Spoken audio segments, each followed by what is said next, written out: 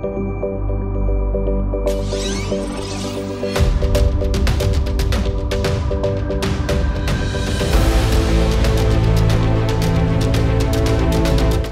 The സ്പോട്ടിലേക്ക് സ്വാഗതം. ഒരു എഡാർ love എന്ന സിനിമയുടെ വിശേഷങ്ങളുമായി സിയാദും അരുണും നമ്മുടെ കൂടെയുണ്ട്. നമുക്ക് ചിത്രത്തിൻ്റെ വിശേഷങ്ങൾ ഇവരോട് ചോദിച്ചറിയാം. സിയാദ് ഒരു സോഷ്യൽ മീഡിയ സ്റ്റാർ ആയിരുന്നു. സിയാദിനെ അറിയാത്തവരായിട്ട് ആരും തന്നെ കാണത്തില്ല. അപ്പം സോഷ്യൽ മീഡിയ സ്റ്റാർ എന്നതിൽ നിന്നും ഒരു ഫിലിം സ്റ്റാർ എന്ന നിലയിലേക്ക് മാറിയല്ലോ. അപ്പം എങ്ങനെയുണ്ടായിരുന്നു ആ ഒരു എക്സ്പീരിയൻസ്? ഇല്ല, എനിക്ക് അറിയത്തില്ല എങ്ങനെയാണ് ആൾക്കാർ കാണുന്നത്. ഫിലിം സ്റ്റാർ ആയോ? അങ്ങനെ ഫിലിം സ്റ്റാർ ആയല്ലോ. എന്നാലും എന്തുവാ, നമുക്ക് നേരത്തേക്കാളിലും ഒരു എന്താ പറയുക, നേരത്തെ നമ്മളെ കാണുമ്പം നേരത്തെ ആദ്യ സമയത്ത് മൊബൈലിലൊക്കെ വീഡിയോ ചെയ്യുമ്പോൾ എന്തുവാ പുച്ഛ രീതിയിലുള്ള രീതിയിൽ നിന്ന് എന്തുവാ നല്ല മാറ്റമുണ്ട്. നല്ല മാറ്റം വന്നിട്ടുണ്ട്. ഒത്തിരി പേര് ഇപ്പം പഴയ വീഡിയോസൊക്കെ ആൾക്കാർ തിരഞ്ഞെടുത്ത് വെച്ച് കാണുന്നുണ്ട്. അങ്ങനെ ഒരു സംഭവം ഉണ്ടായിരിക്കും അല്ലേ? ഇപ്പം അത് ഈ പയ്യനല്ലേ, നമ്മൾ അഡാർ ലവിൽ കണ്ട പയ്യനല്ലേ ഇത് എന്നും പറഞ്ഞിട്ട് പാട്ടിൽ എവിടെയോ കണ്ടിട്ടുണ്ടല്ലോ. അപ്പം ഭയങ്കര സന്തോഷമല്ലേ അപ്പോൾ അത് കാണുമ്പോൾ? പിന്നെ ഭയങ്കര സന്തോഷം. എന്തോ പറയാ, നമ്മളെ ഒരാൾ തിരിച്ചറിയാ, നമ്മുടെ കൂടെ സെൽഫി എടുക്കാൻ പറയുമ്പോൾ ഭയങ്കര സന്തോഷം. ഒത്തിരി പേരൊക്കെ സെൽഫി എടുക്കാൻ വരുന്നുണ്ടോ? അങ്ങനെ ഒത്തിരി പേരൊന്നും ഇല്ല. നമ്മളിപ്പോ റോഷന്റെയും വേറെ ആരും ചേട്ടനൊക്കെ കൂടെ പോകുമ്പോൾ നമ്മളൊക്കെ സഹതാപം തോന്നണ്ടല്ലോ നോർത്തിട്ട് വന്ന ആൾക്കാർ. ഗേൾസ് ഒക്കെ ഒരുപാട് ഫാൻസ് ഒക്കെ ആയോ? നമ്മളൊക്കെ പാവം, നമുക്ക് ആരും. ഓക്കെ, അരുണിലേക്ക് പോകുമ്പോൾ അരുണിനെ ചെറുപ്പകാലം മുതൽ നമുക്കൊക്കെ അറിയാം. ഇവിടെ തന്നെ കുഞ്ഞായിട്ടൊക്കെ ഉണ്ടായിരുന്നു, ഒരുപാട് സിനിമകളിലൊക്കെ ലാലേട്ടൻ്റെ കൂടെയൊക്കെ. അപ്പോൾ അതിൽ നിന്നിപ്പം വലുതായി ഒരു നായകൻ എന്നുള്ളൊരു നിലയിലേക്ക് എത്തിയിട്ടുണ്ട്. അപ്പം എങ്ങനെയുണ്ടായിരുന്നു അഡാർ ലവിൻ്റെ ആ ഒരു എക്സ്പീരിയൻസ്? അഡാർ ലവിൽ നായകനൊന്നുമല്ല, നമ്മൾ എല്ലാവരും ഒരു ടീമായിട്ടാണ്. നമ്മൾ നായകൻ എന്നുള്ള കോൺസെപ്റ്റിലല്ല, ഒരു ടീം വർക്കാണ്. എല്ലാ ക്യാരക്ടേഴ്സും ഈക്വലാണ്. എല്ലാവരുടെ ഇമ്പോർട്ടൻസ് ഉണ്ട്. എല്ലാവരും പടം ടോട്ടലി കോമഡിയും കാര്യങ്ങളാണ്. പിന്നെ എനിക്ക് അങ്ങനെ ഒരു പുതിയൊരു സ്പേസ് നിൽക്കുന്ന ഫീലൊന്നും ഇല്ലായിരുന്നു. നമ്മൾ ഇവർക്ക് ഈ പറഞ്ഞ ഈ പറച്ചിലേ ഉള്ളൂ. സ്ക്രീനിൽ വരുമ്പോഴത്തേക്കൊക്കെ കാണണം, നിങ്ങൾ പടം കാണുമ്പോൾ തകർത്തതോ ഇല്ലയോ എന്നൊക്കെ. ഈ എളിമയൊന്നും സ്ക്രീനിൽ കാണത്തില്ല, അതാണ് വേണ്ടത്. ഈ കാണുന്ന ആളൊന്നും അല്ലല്ലോ. അങ്ങനെ നല്ല രീതിയിൽ വന്നിട്ടുണ്ട്.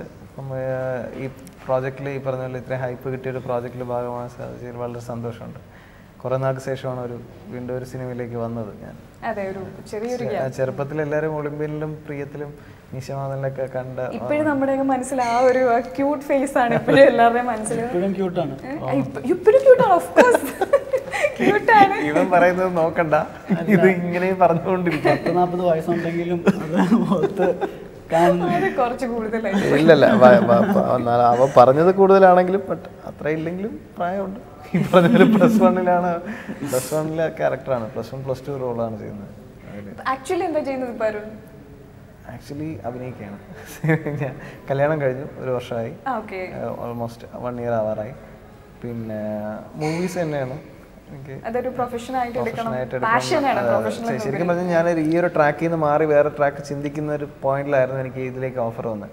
നമുക്ക് അപ്പോഴാണ് എന്നെ വിളിച്ചിട്ട് നീ തന്നെ ഇതിൽ വേണം, ഇതിൽ നീ വർക്ക് ചെയ്തേ പറ്റൂ എന്ന് പറഞ്ഞ് എന്നെ ഭയങ്കര സന്തോഷമാണ്. കാരണം നമ്മൾ ലൈഫിൽ വേറൊരു ടേണിംഗ് പോയിന്റ്, കല്യാണം എന്നുള്ളൊരു കോൺസെപ്റ്റ് ഒക്കെ വന്ന് ഇങ്ങനെ നിൽക്കുന്ന ഒരു പോയിന്റിലാണ്, എൻഗേജ്മെൻ്റ് ഒക്കെ കഴിഞ്ഞ് നിൽക്കുന്ന ഒരു പോയിന്റിൽ വേറൊരു ഫീൽഡിലേക്ക് പോകാം എന്ന് ചിന്തിച്ച പോയിന്റിലാണ് പുള്ളി കറക്റ്റായിട്ട് വിളിച്ചത്.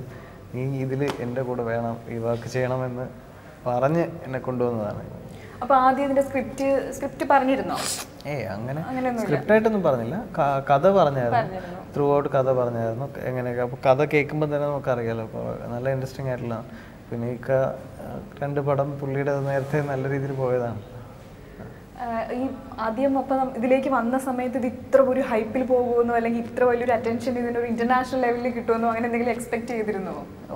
അങ്ങനെ ഒരു എക്സ്പെക്ടേഷൻ ഇല്ലായിരുന്നു. കാരണം ആൾക്കാർക്ക് എനിക്ക് ഒമർക്കയുടെ പടങ്ങൾ വെച്ച് നോക്കുമ്പോൾ നമുക്കറിയാലോ, എല്ലാ പടവും ഒരു റേഞ്ച് വരെ എന്റർടൈൻമെന്റ് ആണ്. ഫാമിലി അല്ലാതെ യങ്സ്റ്റേഴ്സിനെല്ലാം ഇഷ്ടപ്പെടുന്ന രീതിയിലുള്ള പടമായിരിക്കും. അപ്പം അങ്ങനെ ഒരു കോൺഫിഡൻസ് ഉണ്ടായിരുന്നു. പിന്നെ ഈ ഇന്റർനാഷണൽ ലെവലിൽ പോകുന്ന ആരും പ്രതീക്ഷയില്ല, ഒരാൾ പോലും പ്രതീക്ഷയില്ല. കാരണം നമ്മൾ വരുന്ന സമയത്ത് തന്നെ ഈ പാട്ടിനെ പറ്റി അവിടെ ചർച്ചയുണ്ട്. മാണിക്യമലർ എന്ന് പറയുമ്പോഴത്തേക്കും ഈ പാട്ട് നമ്മൾ കേട്ടിട്ടില്ല, ഈ പേര് മാത്രമേ കേൾക്കുന്നുള്ളൂ. അപ്പോൾ അതിൽ എല്ലാവരും ഭയങ്കര കോൺഫിഡൻ്റ് ആയിരുന്നു ആ പാട്ടിൽ. ആ ലൊക്കേഷനിൽ എല്ലാവരും സംസാരിക്കുന്നത് കേൾക്കുമ്പോഴേ അറിയാം ആ പാട്ട് കോൺഫിഡൻ്റ്ലി അവർ പറയുന്നുണ്ട്. മാണിക്യമലർ അത് കുഴപ്പമില്ല എന്ന് പറയും. അപ്പം ഷൂട്ട് ചെയ്യാൻ തുടങ്ങിയപ്പോൾ പാട്ട് നമ്മൾ ഒരു ദിവസം ലൊക്കേഷനിൽ എല്ലാവരും കേൾക്കാൻ മൈക്കിൽ സ്പീക്കറിലൊക്കെ കിട്ടിയപ്പോഴത്തേക്കും ഭയങ്കര ഇതായിരുന്നു. അപ്പോൾ നല്ല ഫീലുള്ള പാട്ടാണ്. ബട്ട് അതിന് നമ്മൾ കണ്ടൊരു ഡ്രീം അല്ലെങ്കിൽ അതിൻ്റെ ഒരു കണ്ടൊരു എക്സ്പോഷർ ഭയങ്കര ലിമിറ്റഡ് ആയിരുന്നു. മലയാളികൾക്കെല്ലാം ഇഷ്ടപ്പെടും, കേരളത്തിൽ ഭയങ്കര ഇതായിരിക്കും, അത്രേ ഉള്ളൂ. അതിൽ കൂടുതലോട്ട് ഇങ്ങനെയുള്ള ഒരു റേഞ്ചിലേക്ക് പോവുക എന്നൊന്നും ഒരിക്കലും പ്രതീക്ഷിച്ചില്ല. അതെ, ഭയങ്കര സന്തോഷമുണ്ട്. പിന്നെ സിയാദ് എങ്ങനെയായിരുന്നു ഈ ഇതില് സിനിമയുടെ ഇടയ്ക്ക് വെച്ച് വന്ന ആളാണോ അതോ ആദ്യം തന്നെ ഇതിലുണ്ടായിരുന്ന? ഇല്ല, ഞാൻ ഓഡീഷൻ വഴി. അപ്പം എന്തുവാ നമ്മളെ അറിയായിരുന്നു. എന്നോട് എൻ്റെ കാസ്റ്റിംഗ് ഡയറക്ടർ വന്ന് ഓഡീഷൻ അറ്റൻഡ് ചെയ്യാൻ പറഞ്ഞു. ഞാൻ വീഡിയോ ഒക്കെ ചെയ്യണോണ്ട് അപ്പം അങ്ങനെ അറ്റൻഡ് ചെയ്യാൻ പറഞ്ഞു. അപ്പോൾ അങ്ങനെ അത് കഴിഞ്ഞിട്ട് വേറൊരു അന്ന് ആദ്യം പോയപ്പോൾ 13,000 ആൾക്കാരോളം ഉണ്ടായിരുന്നു. അത് കഴിഞ്ഞിട്ട് വേറൊരു ചെറിയൊരു ഓഡീഷൻ പോലെ പിന്നെ ഉണ്ടെന്നറിഞ്ഞു എന്നെ സിനിമയിലിട്ടു. പിന്നെ ഇതൊരു വലിയൊരു അല്ല, അവന്റെ നാട്ടിലൊക്കെ ഭയങ്കര ആഘോഷമായിരുന്നു. ഭയങ്കര സ്റ്റാർ ആയി കാണുമല്ലോ ഇപ്പം നാട്ടിലൊക്കെ ഇപ്പൊ സിനിമ സ്റ്റാർ എന്നൊക്കെ പറഞ്ഞു. മറ്റേ ഇനാഗ്രേഷൻ ഒക്കെ വിളിച്ചു തുടങ്ങിയിട്ടുണ്ടാവും അല്ലേ? ഒരുപാട് ഇനാഗ്രേഷൻസ് ഒക്കെ ഭയങ്കര ഡിമാൻഡാണ്. അത് ഞാൻ ചെറിയ കോളേജാണ്, ഞാൻ പറ്റില്ല. നമ്മളെ എല്ലാം പഠിപ്പിച്ചാണ്. നമ്മളെ കൂടെ ഉള്ളതില് മെയിൻ സ്റ്റാർ അരിഞ്ചാടനാണ്. നേരത്തെ അത് കണ്ടു പഠിക്കണം നമ്മള്. ഞാൻ പറയുന്നത് പഠിക്കത്തില്ല, ഞാൻ പറഞ്ഞ അങ്ങനെയൊന്നും ചെയ്യരുത്. ചെറിയ പരിപാടിക്കൊന്നും പോവരുത്, ഇത്ര വലിയ അങ്ങനെ പറഞ്ഞിട്ടുണ്ട്. ഇഷ്ടംപോലെ ഇന്നലെ ഉദ്ഘാടനമൊക്കെ കഴിഞ്ഞിട്ട് വന്നിരിക്കുകയാണ്. പിന്നെ ഒരു ആഫ്റ്റർ ലോങ് വെയിറ്റിംഗ് അല്ലേ നമ്മുടെ പടം റിലീസാവാൻ പോകുന്നത്. അപ്പം എന്താണ് ആ ഒരു ഫീല്? ഇപ്പം കഴിഞ്ഞ ഒരു വർഷമായിട്ട് നിങ്ങൾ ആ ഒരു ഹൈപ്പ് കിട്ടി, ഒരു ഭയങ്കര ഇതിൽ. അപ്പോൾ ഒരു എക്സ്പെക്റ്റേഷൻ ഉണ്ട് ഇനി ഈ സിനിമ ഇറങ്ങിക്കഴിയുമ്പം എന്തായിരിക്കും എന്നുള്ള ആ ഒരു, അല്ലെങ്കിൽ ഇറങ്ങാൻ പോകുന്ന ആ ഒരു ഫീൽ എന്താ ഇപ്പം നിങ്ങൾക്ക് രണ്ടുപേർക്കും? ടെൻഷനായിട്ടൊന്നുമില്ല സംഭവം. ഇത് ഭയങ്കര എക്സ്പെക്റ്റേഷൻ്റെ കാര്യമൊന്നുമില്ല. ഇതെല്ലാം പുതിയ ആൾക്കാർ അഭിനയിച്ച ഒരു ചെറിയ സിനിമയാണ്. നമ്മൾ ആദ്യമേ പറഞ്ഞല്ലോ, ചെറിയ സിനിമയായിട്ട് തന്നെയാണ് തുടങ്ങിയത്. പിന്നെ ഇതൊരു ബൈ ലാംഗ്വേജിലായിട്ട് മാറിയെന്നേ ഉള്ളൂ. ഇപ്പം തമിഴിലും കന്നഡയിലും തെലുങ്കിലും റിലീസ് ചെയ്യുന്നു, ഹിന്ദിയിലാണെങ്കിൽ റിലീസ് ചെയ്യാനുള്ള രീതിയിൽ പോകുന്നേ ഉള്ളൂ. അത് ആ ഒരു ഹൈപ്പ് കിട്ടിയതാണ്. ബട്ട് അല്ലാതെ നോക്കുകയാണെങ്കിൽ ഇത് സാധാരണ ഒരു സിനിമയാണ്, ചെയ്യുന്നുണ്ട്. ബട്ട് അത് തന്നെയാണ്, ഇതൊരു ചെറിയ സിനിമയാണ്.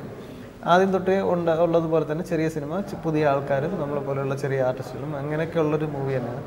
നോർമലി ഉള്ളൊരു കോമഡിയും, പേര് പോലെ തന്നെ അഡാർ ലവ് എന്ന് പറഞ്ഞാൽ ലവിൻ്റെ ഒരു സ്കൂൾ ലൈഫിലുണ്ടാവുന്ന ലവും അങ്ങനത്തെ ഉള്ള കുറേ അങ്ങനത്തെ ഉള്ള ഇതാണ്. അപ്പം അതുകൊണ്ട് അതിൽ നമുക്ക് ആൾക്കാർക്ക് എക്സ്പെക്ട് ചെയ്യാൻ വേണ്ടിയിട്ട് അങ്ങനെ ഇതൊന്നുമില്ല. നമുക്ക് ഡിലേ വരാൻ കാരണം ഈ ഒരു ചേഞ്ചസ് ഉണ്ടായതുകൊണ്ടാണ്. അത് ഇല്ലായിരുന്നെങ്കിൽ നേരത്തെ റിലീസ് ചെയ്യുന്ന മൂവിയാണ്. ബട്ട് ഈ ഒരു ചേഞ്ചസ് വരുമ്പോൾ അതിൻ്റെതായ ഒരു സ്റ്റാൻഡേർഡ് വേണമല്ലോ എന്ന് പറഞ്ഞിട്ട് കുറച്ചും കൂടി ടൈം എടുത്ത് ചെയ്തുകൊണ്ടാണ്. അപ്പം അഡാർ ലവിന്റെ പേര് തന്നെ ലവ് ഉണ്ട്. അപ്പം ഇതില് പ്രണയമായിരിക്കുമല്ലോ പ്രധാനമായിട്ടും. അപ്പൊ നിങ്ങൾക്ക് എല്ലാവർക്കും ഓരോ പ്രണയം ഉണ്ടോ സിനിമയിൽ? എന്താണ് നിങ്ങളുടെയൊക്കെ? ഇല്ല, എൻ്റെ ഒരു ക്യാരക്ടർ കുറെ ആൾക്കാരെ പിറകെ പോകുന്നതാണ്. അങ്ങനെയാണ്, പ്രത്യേകിച്ച് അഭിനയിക്കേണ്ടി വന്നില്ല, കുറച്ച് ബുദ്ധിമുട്ടി. ഇവന്റെ ഒരു ഇതുള്ളത് കൊണ്ട് എനിക്ക് കുറച്ച് പറഞ്ഞു തന്നപ്പോഴൊക്കെ എനിക്ക് ആര് പറഞ്ഞു തന്നാലും ശരിയാണെന്ന് അത്രയും വേണ്ട, ലിമിറ്റേഷൻ ഉണ്ട്.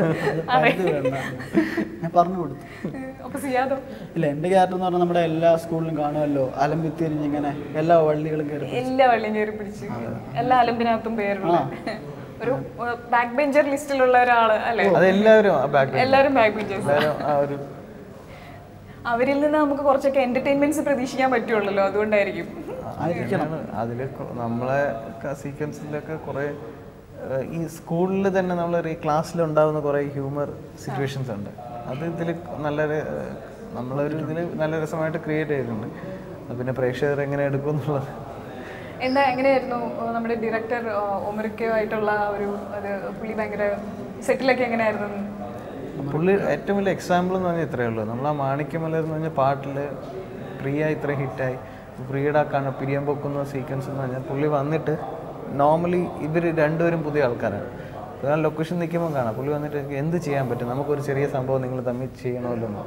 അപ്പം റോഷൻ ഈ പിരിയം പൊക്കാൻ അറിയാം. അപ്പം പ്രിയയുടെ അടുത്ത് നിനക്കത് ചെയ്യാൻ പറ്റുമെന്ന് വെച്ചാൽ അത് ചെയ്യാൻ പറ്റും. അപ്പം ഒന്ന് ചെയ്തേ അത് ഓക്കെ ഓക്കെ രണ്ടുപേർക്കും ചെയ്യാൻ പറ്റും. അപ്പം നിങ്ങൾ ഒരു സംഭവം എന്തെങ്കിലും ഒരു സംഭവം ചെയ്യുന്ന അങ്ങനെയുള്ളൊരു ക്രിയേറ്റ് ചെയ്തിട്ട് ചെറിയൊരു സ്പേസ്, അത്രയും സ്പേസ് പുള്ളി കൊടുക്കുന്നത്.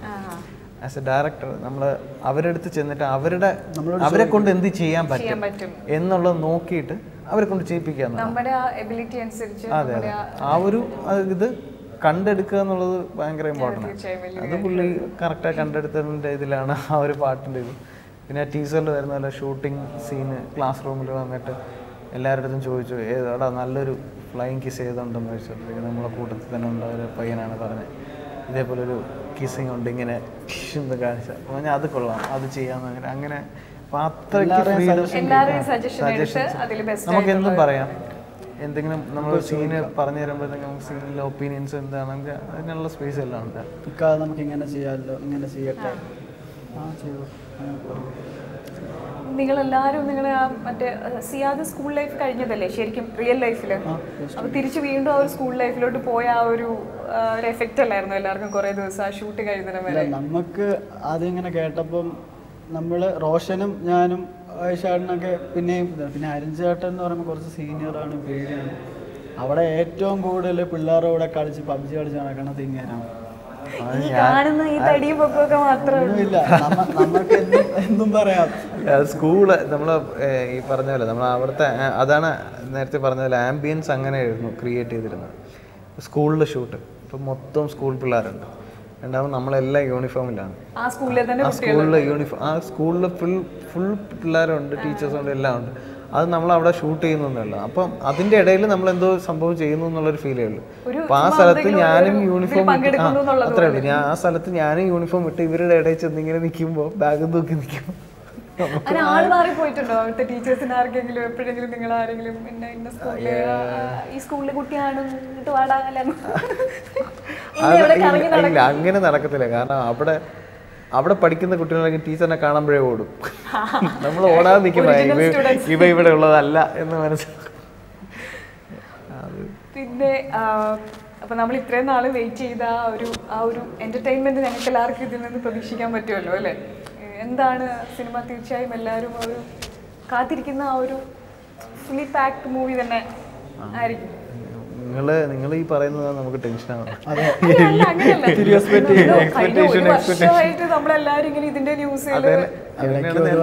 പുതിയ എല്ലാം ചെറിയ ആൾക്കാരും പുതിയ ആൾക്കാരാണ്. ഇടയ്ക്ക് പാട്ടിന്റെ പേര് കേസ് വന്നു, അതുകൊണ്ടാണ് ഇത്ര കുറെ സംഭവങ്ങൾ ഉണ്ടായി. 4 ഭാഷയിൽ ഇറക്കുമ്പോൾ ഡബ് ചെയ്യണ്ടേ? 4 ഭാഷ ഡബ് ചെയ്യണം. പിന്നെ നമ്മൾ തന്നെ ചെയ്തത്. എല്ലാ ഭാഷയിലും നിങ്ങൾ തന്നെയാണ്? അല്ല, നമുക്കാകെപ്പാട് മലയാളം അറിയത്തുള്ളൂ. അതെ അതെ, ഞാൻ മലയാളം മാത്രമേ ചെയ്തു. മറ്റേത് നമ്മൾ അതിൽ ചെയ്ത് കഴിഞ്ഞാൽ നമുക്കൊരു പെർഫെക്ഷൻ കിട്ടുമെന്ന് തോന്നുന്നില്ല. അപ്പം അതിനെക്കാട്ടി നല്ലത് അറിയാവുന്ന ഭാഷ അവർ ചെയ്യട്ടെ, അങ്ങനെയാണ്. ഇനി എന്താ നിങ്ങളുടെ നെക്സ്റ്റ് പ്രോജക്റ്റ് ഒക്കെ? സിയാദിന് അടുത്ത എന്തെങ്കിലും? ഒന്നും കൺഫേം ആയിട്ടില്ല. പ്രോജക്റ്റുകൾ കേൾക്കുന്നുണ്ട്. അപ്പോൾ ഇതെന്തായിരുന്നാലും നമ്മൾ മൂവി വന്നിട്ട് അടുത്തത് നമുക്ക് അടുത്ത സ്റ്റെപ്പിലേക്ക് പോകാം. എന്തായാലും നന്നായിരിക്കട്ടെ, നല്ല രീതിയിലൊരു വിജയം വരിക്കട്ടെ. ഞങ്ങളെല്ലാവരും എക്സ്പെക്ട് ചെയ്തോളൂ നല്ല സിനിമയായിട്ട് ആശംസിക്കുന്നു. പ്രേക്ഷകരോട് എന്തെങ്കിലും സിനിമയെ പറ്റി പറയാനുണ്ട്? എല്ലാവരും അരുൺ ചേട്ടനെ ഒഴിച്ച് ബാക്കി എല്ലാവരും പുതിയ ആൾക്കാരാണ്. അപ്പോൾ ഞങ്ങളെല്ലാവരെയും സിനിമ കണ്ട് സപ്പോർട്ട് ചെയ്യണം. 14-ാം തീയതി തന്നെ കാമുകിമാരെയും കൂട്ടിപ്പോയി സിനിമ കാണണം എന്ന് എന്ന് അഭ്യർത്ഥിക്കുന്നു, അപേക്ഷിക്കുന്നു. ഞാൻ ചെറുപ്പം തൊട്ടേ സിനിമയിൽ അഭിനയിക്കുന്നതാണ്, നിങ്ങൾക്ക് എല്ലാവർക്കും അറിയാം. പഴയ ഒളിമ്പ്യനിലെ തൊട്ടേ നിങ്ങൾ കാണുന്നതാണ്. നിങ്ങളെ എല്ലാവിധ സപ്പോർട്ടും എനിക്ക് കിട്ടിയിട്ടുണ്ട്. ഇപ്പം ഞാൻ അഡാർ ലവിലും അഭിനയിക്കുകയാണ്. പടം ചെറിയൊരു സിനിമയാണ്. ഈ പറഞ്ഞ പോലെ ഒരു ഭാഗ്യം, ദൈവത്തിൻ്റെ ഭാഗ്യം കൊണ്ടോ അല്ലെങ്കിൽ എല്ലാവരുടെ പ്രാർത്ഥന കൊണ്ടോ ഇത്രയും വലിയൊരു ഹൈപ്പിലെത്തിയതാണ്. അപ്പം ആ ഒരു ചെറിയ സിനിമ, പുതിയ ആൾക്കാരുടെ സിനിമ എന്നുള്ള രീതിയിൽ തന്നെ കണ്ട് പടത്തിന് എല്ലാവിധ പ്രോത്സാഹനങ്ങളും തരണം, എല്ലാ സപ്പോർട്ടും തരണം. ഉണ്ടാവുമെന്ന് പ്രതീക്ഷിക്കുന്നു. Thank you.